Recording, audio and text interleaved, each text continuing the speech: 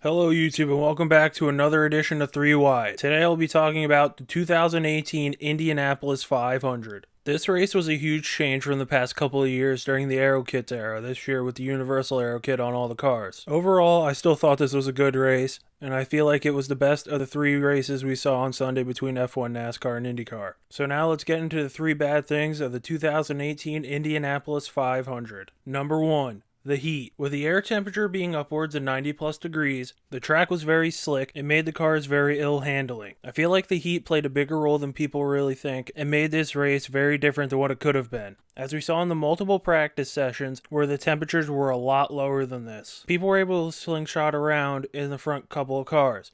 But even with the temperatures here, it seemed like the leader ran away and we never saw him again. With the heat being as high as it did, it sounded like multiple teams wanted to add more downforce to the cars. But IndyCar being the spec series that it is now, they couldn't add more downforce. We'll see if IndyCar makes changes to this kit when it comes back out at Texas and Pocono. I feel like if the temperature was a lot lower, we would have saw a very different Indianapolis 500. Number 2, the passes for the lead. The passes for the lead came one of two ways in this race. On the restarts, second would jump right past first or through pit cycles.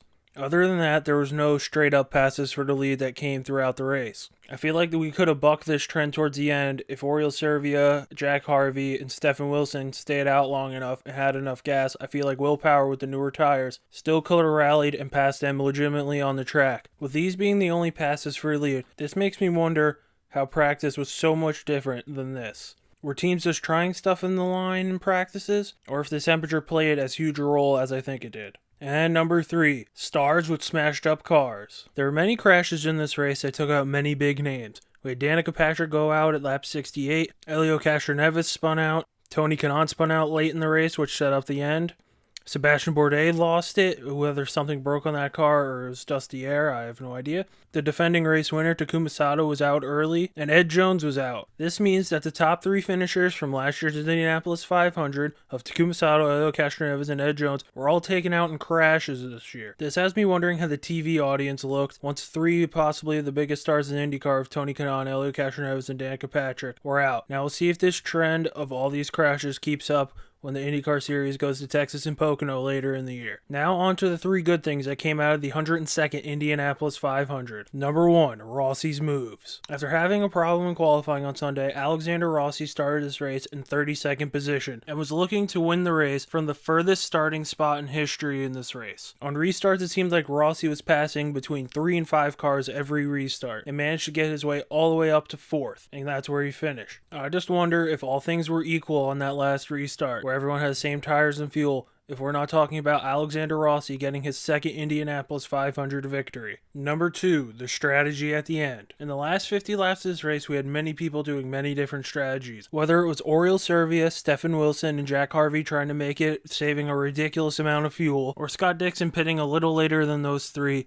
and then saving his stuff and hoping they would run out and then he would luck into the Indianapolis 500 win. All in all, I feel like this was a really great thing, as we thought that any of those 4 could have pulled off an upset considering many of them were not in the front all day. But as we saw, the strategy didn't work as Oriol Servia got passed by Stefan Wilson and Jack Harvey on that last restart. And then Jack Harvey and Stefan Wilson couldn't make it on fuel and had to pit, which then Will Power powered around the outside after he already passed Dixon on the track before the yellow came out and then got the win. I'm still wondering how close Servia, Harvey, and Wilson were really on gas, and maybe if Wilson and Harvey should have just stayed out, and maybe they would have made it to the end, and we'll be talking about them winning in the Indianapolis 500. And number 3, Power's last check mark. Going into this race, Will Power has pretty much done everything in the Verizon IndyCar Series except win the Indianapolis 500.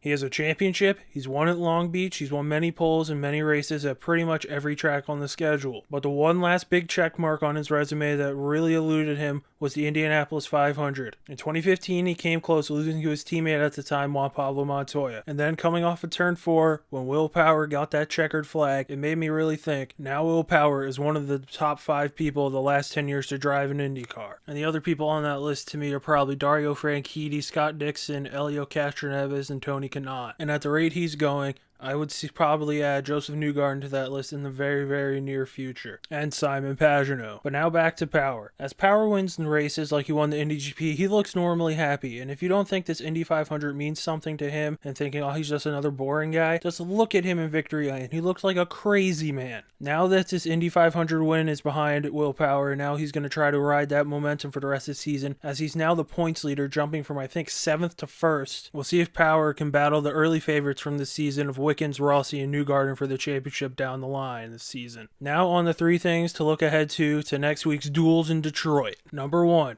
Rahal repeat. Last year, Graham Rahal won both duels in Detroit last year. Now 1 year later, it seems like Rahal has been struggling in qualifying and been able to pass a crazy amount of cars during the race. Now we'll see in Detroit if he can rekindle what he did last year and potentially shoot himself up the point standings. Number 2, Penske rolls at home. As many people know, Roger Penske built and then sold Michigan International Speedway and is a big part of the Detroit community, where he headed the Super Bowl committee for Super Bowl 40, and he promotes the duels in Detroit races. Now we'll see if Penske, with that big Chevy tower in the background of the racetrack, can put one of their 3 cars in Victory Lane for one or both of these races. And number 3, the Indy 500 hangover. With the Indy 500 being a month-long event for the drivers where they have to practice and they go do crazy media tours, we'll see if any of the drivers have hangover-like effects going to now 2 races in a row, back-to-back days in Detroit. Last year, Indy 500 champion Takuma Sato finished 8th in race 1 and 4th in race 2. We'll see if Will Power, who's probably going to have to do a crazy amount of media before the races this week, will have any effects going into Detroit. And I'll do it for 3Y this week. Leave your thoughts in the comments section below, and thanks for watching.